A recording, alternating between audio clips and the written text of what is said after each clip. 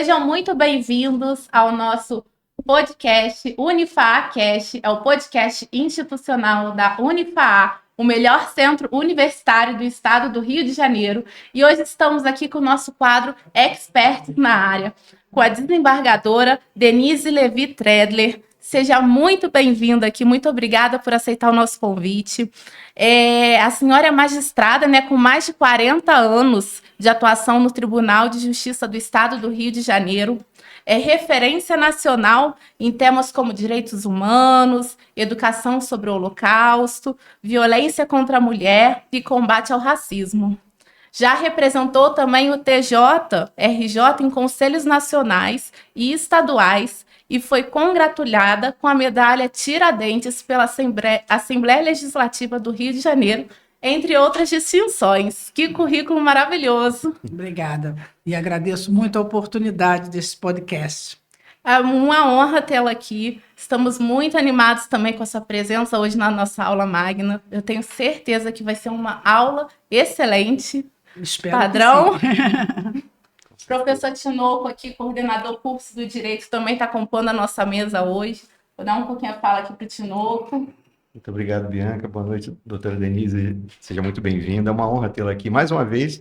Doutora Denise nos visita, Bianca, e a todos que nos ouvem pela segunda vez, esteve aqui Exatamente. Em 2019. E essa casa é sua, sempre muito bem-vinda. Obrigada. Né? A gente tem uma honra em recebê-la, não só pela sua... muito grande. É nossa honra pela sua atuação como magistrada, né, como desembargadora, mas, sobretudo, pelas causas que a senhora sempre defendeu. E muito nos honra tê-la aqui também por isso.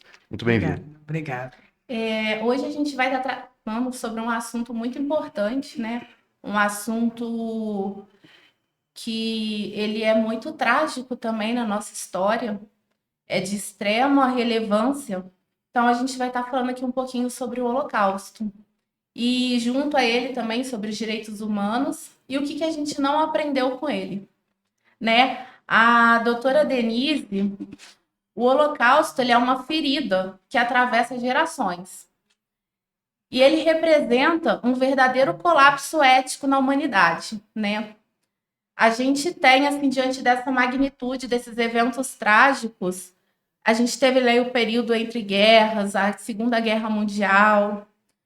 Como a Vossa Excelência observa essa intensificação da intolerância que atualmente, né, volta ali a ganhar espaço no discurso político de diversas lideranças mundiais.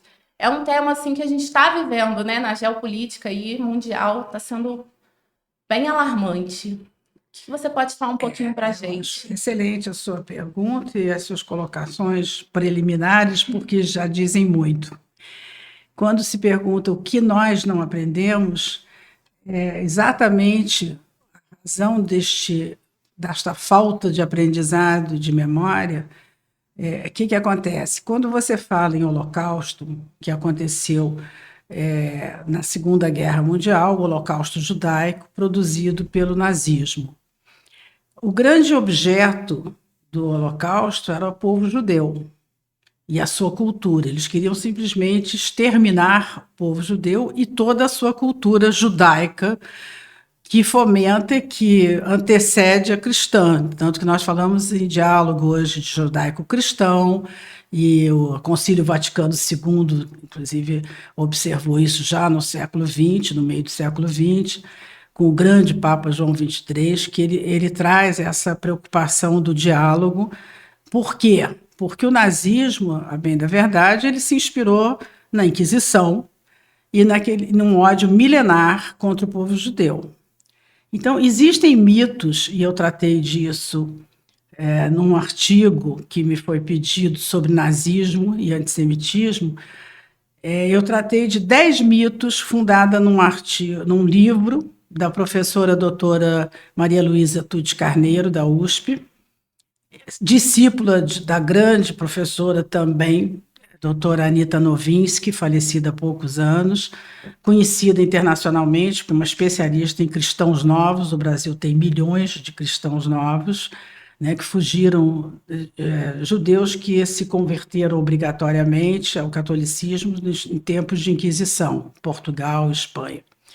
Então, por que nós falamos, nós não aprendemos? Primeiro, porque nós sempre que falamos em Holocausto, nós dizemos nas comunidades judaicas no mundo inteiro que Holocausto nunca mais, né? Que não se pode esquecer. Por quê? Porque o ser humano, de um modo geral, todos nós, temos uma tendência a esquecer aquilo que nós não lembramos sempre.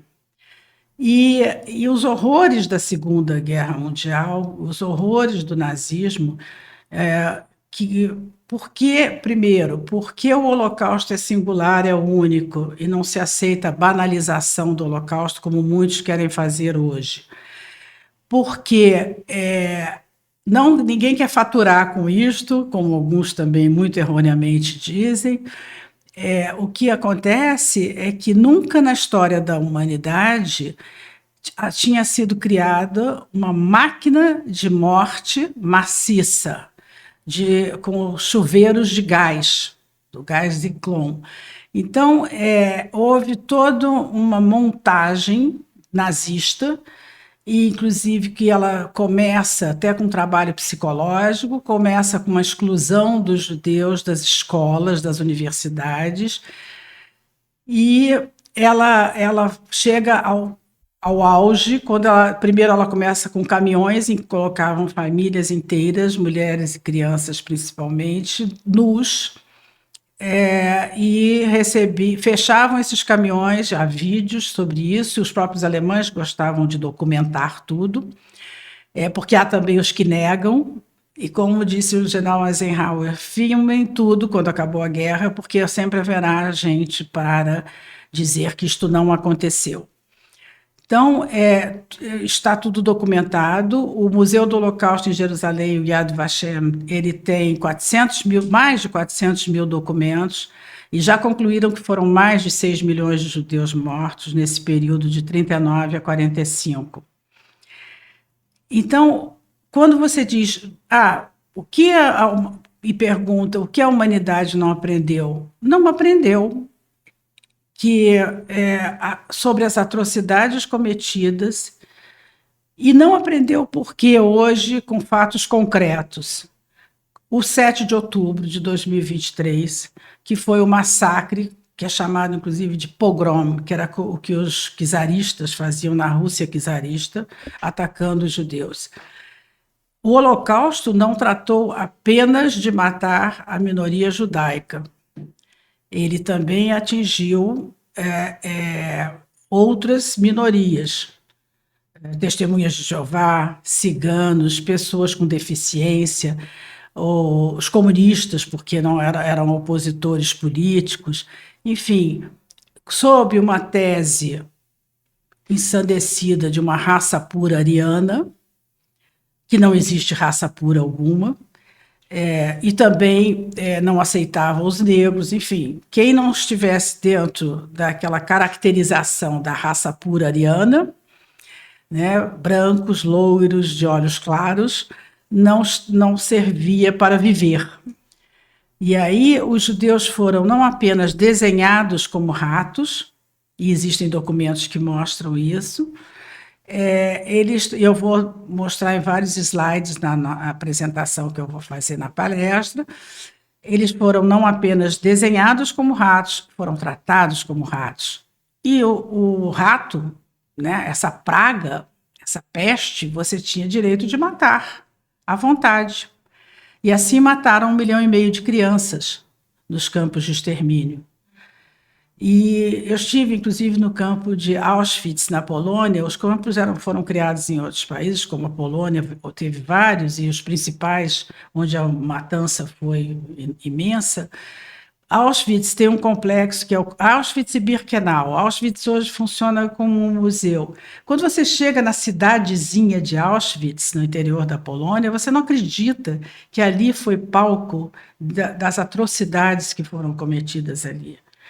Crianças e mulheres, principalmente gêmeos, eram objeto de tortura e de pesquisas científicas, aspas, do médico Mengele, e a frio, né? Não havia, muitos desfaleciam e até morriam nessas sessões de pesquisas médicas. Então, ali você tem, hoje funciona como um museu, praticamente. Você tem sala onde você vê uma quantidade enorme de sapatos de crianças e de mulheres e homens, dos que foram queimados, gaseificados, quer dizer, como se fossem animais, não é? Foram desumanizados. E daí vem justamente toda essa situação única do Holocausto. Então, você tem várias histórias de genocídios na humanidade, mas você não tem holocaustos. E hoje você percebe, neste esquecimento de tudo isto, que há quem banalize o Holocausto, há quem negue a existência, e são fatos filmados, documentados. Os próprios alemães, quando os judeus chegavam nos campos, eles marcavam feito gado, então eles recebiam números. Até hoje existem sobreviventes cada vez há menos, e eles eram marcados com números. Então eles têm documentação de o número corresponde a fulano de tal. Quando eram bebês, eram marcados nas nádegas, porque não dava para marcar no bracinho de um bebê. Então, são coisas que você não pode imaginar, né, de maldade que foram praticadas. E menos ainda se podia esperar o que aconteceu no 7 de outubro de 2023, agora, né, recentíssimo, que foi um massacre em que milhares de terroristas do Hamas entraram em área rural, numa área em que muitos eram de esquerda, pacifistas, tinham amizade, achavam que tinham amizade com pessoas de Gaza, com os gazantes, e pegavam pessoas que precisavam de tratamento médico melhor e encaminhavam para hospitais israelenses. O homem que bolou, né, que imaginou todo esse horror do 7 de outubro, onde meninas foram estupradas com uma violência nunca vista igual, desde a Segunda Guerra. Crianças, bebês foram mortos, tirados dos seus berços, as famílias eram tiradas de dentro de casa. Quer dizer, aí você verifica hoje pessoas dizendo, repetindo um certo mantra, né, de Palestina livre, só se for do Hamas, porque quem governa Gaza é o Hamas, há quase 20 anos completos. Então, Israel se retirou, e tirou até à força colonos que havia lá, que trabalhavam, que viviam lá anteriormente. Primeiro, esses hoje chamados palestinos, porque no Oriente Médio, nessa região, nunca houve povo palestino. Havia árabes e judeus. E os judeus milhares de anos antes. Então, dentro dessa problemática toda, dessa repetição dos horrores do nazismo, veio esse 7 de outubro. Então, eu vou parar por aqui, porque eu acho que a minha resposta ficou um pouco longa demais para... Mas aí o esquecimento tem a ver com o 7 de outubro. Muita coisa para ser falada, né? Muito. Refletida, pensada.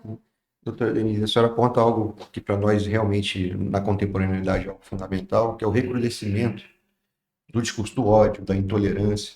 E a senhora, como uma representante do Poder Judiciário, né, e mais uma vez digo que a senhora nos impressiona, não só pela sua atuação reta como magistrada, mas sobretudo pela causa, pela firmeza como a senhora defende causas tão justas. Como a senhora observa hoje o papel do Poder Judiciário, o papel do direito, sobretudo, que nós estamos aqui falando para estudantes, para que a gente consiga superar, né? Não esquecer, como a senhora disse, não podemos esquecer jamais. Não podemos esquecer. Mas superar esse trauma protegendo os direitos humanos, efetivamente.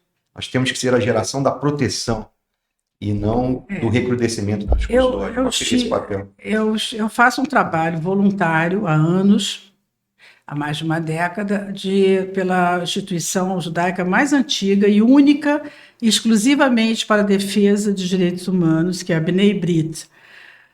A Bnei Brit é uma entidade internacional com lugar na ONU e significa filhos da aliança do povo com o juiz maior, né?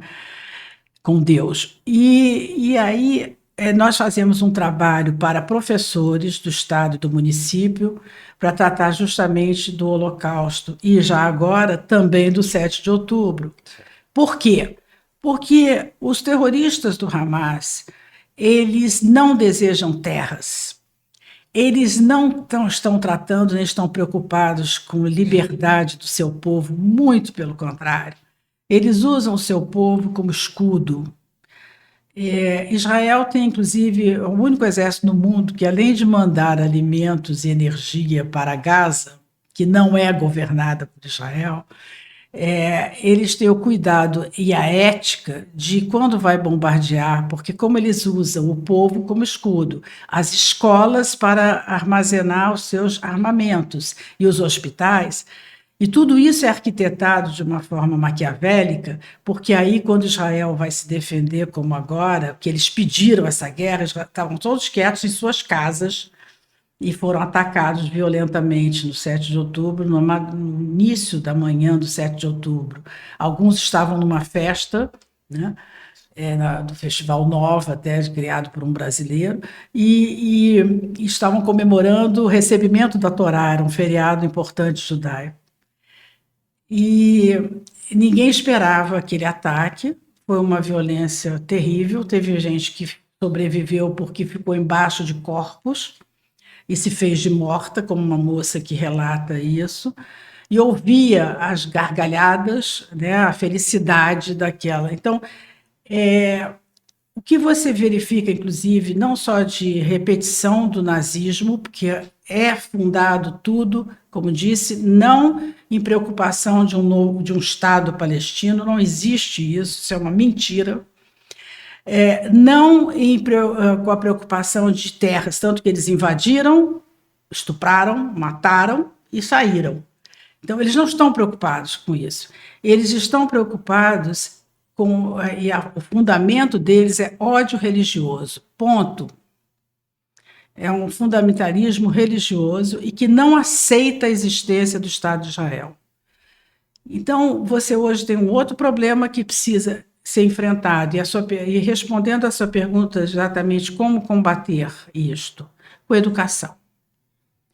Porque as pessoas repetem essas mentiras que são trabalhadas há 2 décadas, inclusive nas universidades americanas, já há comprovação disso.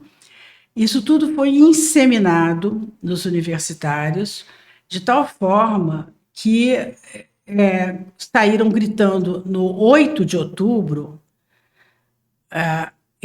já estava tudo pronto, já tinha acampamento nos campi universitários. Como? O ataque foi dia 7, a partir de 6 da manhã, no dia 7, no dia 8, você já tinha todo um movimento, e na semana seguinte, as vítimas desse massacre, e no qual eles levaram ainda 250 reféns, homens, mulheres e crianças, civis, foram levados de uma forma brutal, com a preocupação, inclusive, de crianças que mataram os pais na frente de certas crianças, e os meninos, por exemplo, e outros, eles colocaram em motos e deixavam a perna deles junto do motor para queimar. São coisas que hoje os israelenses têm um trauma enorme. O 7 de outubro ainda é muito vivo lá, lógico. Foram 1.200, mais de 1.200 mortos, numa população de 10 milhões do país. Então, quem é o genocida? É Israel, quando ele se defende. Quem pediu esta guerra? Eles estavam quietos em suas casas. Que história é essa de falar em resistência palestina?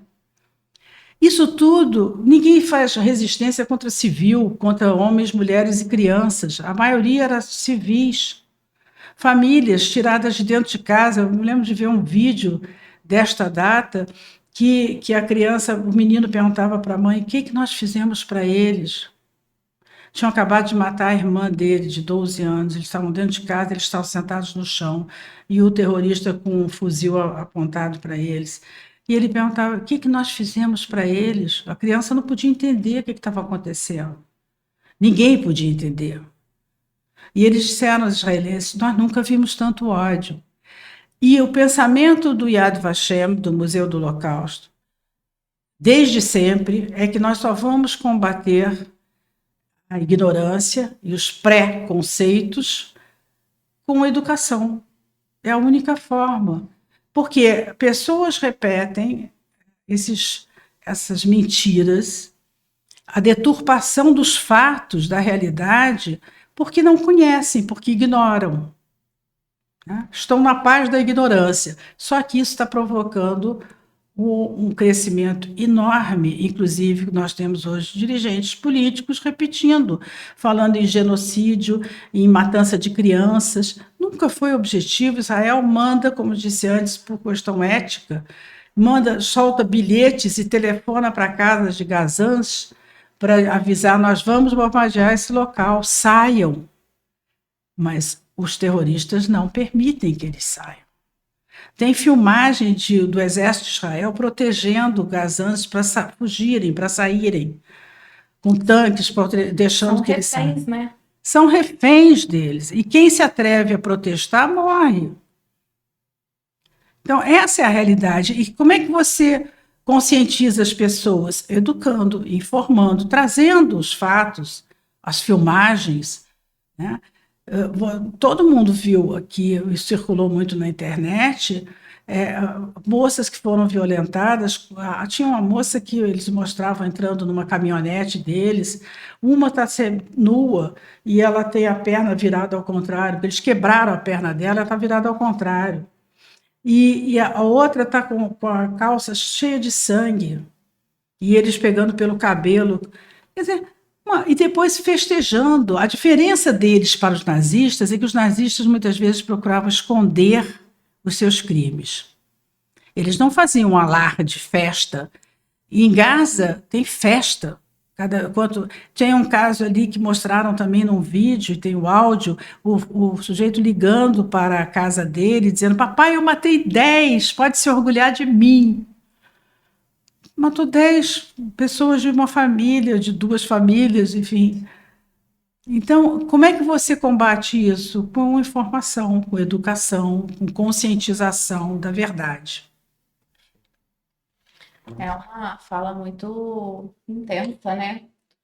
Essa história, assim, realmente, ela é muito chocante, porque a gente viu lá atrás erros que a humanidade cometeu e erros que atualmente a humanidade torna a cometer.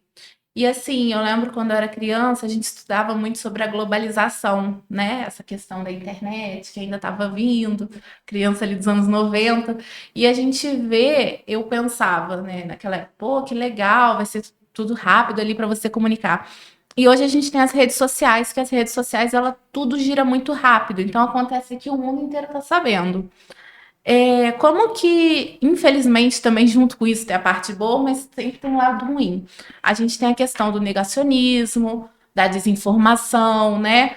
De todas essas questões que a gente vem vivendo. E os jovens do século XXI são super antenados na rede social. Como que isso pode, assim, o Holocausto, as redes sociais, como tudo isso pode contribuir para uma formação, né, ética, de caráter para o nosso jovem? O que que isso pode agregar para ele? Assim, quais são os ensinamentos que a gente consegue ter dentro desse mundo globalizado? Como já foi dito, muito bem colocado da sua parte, né? Existe o lado bom e o lado negativo. Então, ao mesmo tempo, eu tenho observado, eu evito fazer qualquer comentário ou discussão em rede social, porque pela minha posição no judiciário eu não posso estar comentando, então eu nunca comento fatos políticos em si e sobre caminhos escolhidos com muito equívoco, para dizer o menos, por certos políticos, mas e também evito comentários em rede social. Apenas uma vez que alguém, eu acho que era até uma postagem que tinha a ver com essa UNRWA, que é só isso já mostra bem como existem 2 pesos e 2 medidas nessa coisa toda. Ela acolhe exilados, né? Ela abriga, digamos, e ela tem escolas, inclusive em Gaza, é uma ligada à ONU, especificamente para os, aspas, palestinos, porque eles foram denominados palestinos. Primeiro que existia só Palestina, e isso, inclusive, sob mandato britânico. E como dizia a primeira-ministra Golda Meir, de Israel, ela dizia: eu também sou palestina, eu vivo na Palestina. Mas Arafat, que era um terrorista, que nunca aceitou propostas de paz, efetivamente, nunca quiseram a paz, porque não reconhecem a legitimidade do Estado de Israel, criado pela ONU após a Segunda Guerra Mundial. Então, você tem, inclusive, entidades específicas para cuidar deles. E agora se provou também que mais de 12 funcionários da ONU são totalmente ligados aos terroristas, estavam trabalhando para eles. E tem filmagem da inteligência de Israel, acho que com drones, enfim, que eles estão saindo de um prédio da ONU em Gaza com armamento. Quer dizer, a ONU está sediando e está acolhendo os terroristas e está trabalhando com eles. Inclusive, foi provado por Israel agora que jornalistas também estavam ajudando, inclusive a esconder reféns. Ainda há, parece que 59 reféns em Israel, sob péssimas condições. 2 que saíram, eles montam um palco e fazem uma festa quando eles vão devolver os reféns. Tudo uma farsa enorme, e um caso é emblemático.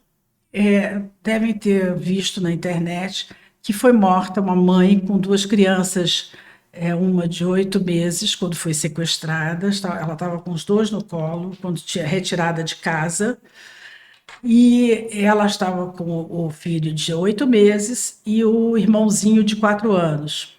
Que até tem filme dele com capa do Batman, depois fizeram até homenagens por conta disso. Enfim, essas 2 crianças muito ruivas, né? O de 4 anos, inclusive, cabelinho vermelho. Então, até aqui no Rio de Janeiro, o Cristo Redentor foi iluminado com a cor laranja em homenagem. Por que eu digo que é emblemático? A devolução do pai. O pai foi devolvido a Israel mais de 1 ano após o sequestro. Eles já haviam matado, sim, porque eles não iam aguentar as crianças chorando. Criança você não tem como controlar, fome, choro. Então, eles mataram as crianças 1 mês depois do sequestro, degolando, asfixiando com as mãos. Uma criança de 8 meses e um menino de 4 anos. Aí eles fazem a festa para devolver o pai. Quando devolve o pai, eles perguntam: você está feliz que você vai voltar? Ele falou: eu estou muito feliz. Ele não sabia que tinham sido assassinados, a família, a mulher e os filhos. Então ele diz: eu estou muito feliz, eu vou encontrar a minha mulher e meus 2 filhos. Aí ele chega em Israel e é recebido pela mãe dele e pela irmã, que dizem para ele: estão mortos. Isso é gente? Isso é resistência? Então, você só vai combater isso trazendo a informação e a verdade. Educação. Os professores são importantíssimos. E nós não podemos continuar dividindo o mundo na base da ideologia entre opressores e oprimidos. E aí, por que Israel é apoiado pelos Estados Unidos da América do Norte? Então, ele é um opressor. E os terroristas são coitadinhos oprimidos. Não dá, né? E aqui, se me permite, acho que estamos chegando já quase ao final. Infelizmente. Infelizmente, gostaria de permanecer aqui com a senhora. Essa conversa excepcional. Centro Universitário de Peço Valença. desculpas se eu me alonguei, mas é que Centro Universitário de Valença. Agora, a sua pergunta, finalizando, que eu não respondi, claro. Como é que o judiciário ajuda? Como disse uma colega minha, que foi até presidente do tribunal, nós praticamos a defesa dos direitos humanos até nos processos. Perfeito. Sempre. Por exemplo, eu sempre tive muita preocupação com a questão da mulher, inclusive nos hospitais da rede pública de saúde. Por quê? Porque eu sempre via nos processos o problema da falta de atendimento a tempo e a hora, né, as sequelas disso. Eu participei, inclusive, uma vez de uma audiência pública em que eu perguntei a uma pessoa da Secretaria de Saúde do Estado: vocês têm um relatório, os dados sobre as sequelas do não atendimento? Não tem.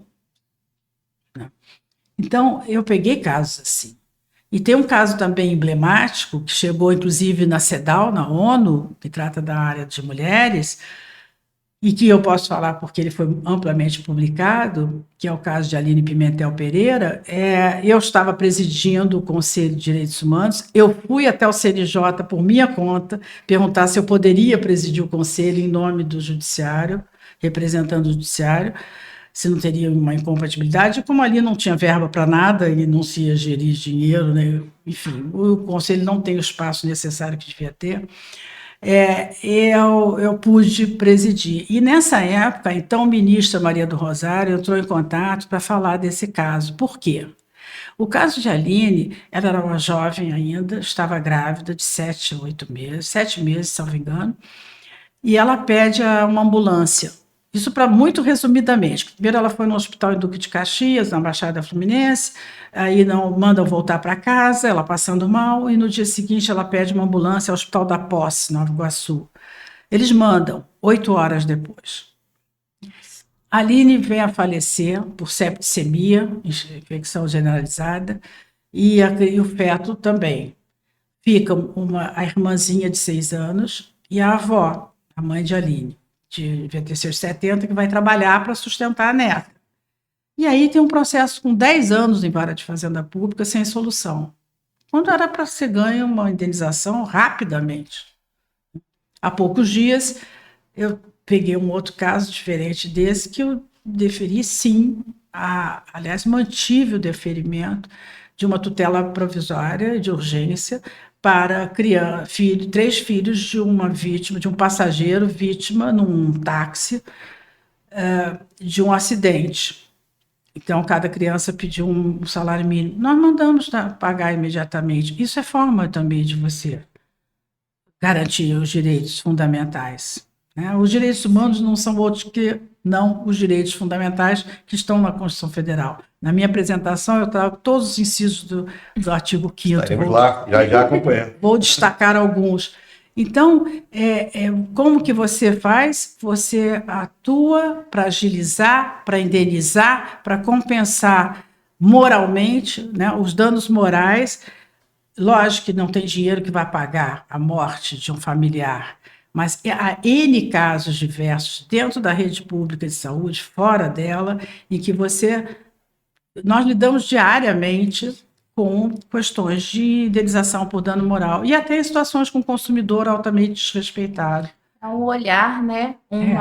Um olhar humanizado ali para aquela situação, para você dar um pouquinho de dignidade. Eu já tive isso, justamente. Como é que você faz? Você que é preocupado com isso, chega numa sessão de julgamento, por exemplo, como algumas vezes, e pede vista de um processo que não é da sua relatoria, que está se julgando a favor do Estado por uma mulher que sofreu graves sequelas porque não foi corretamente atendida. Aí eu quero vista. Chego na sessão seguinte, também não demoro, e digo: olha, vou ficar vencida, mas eu tenho completamente outra visão, por isso, está aqui tudo comprovado no processo. Tem responsabilidade do Estado, sim.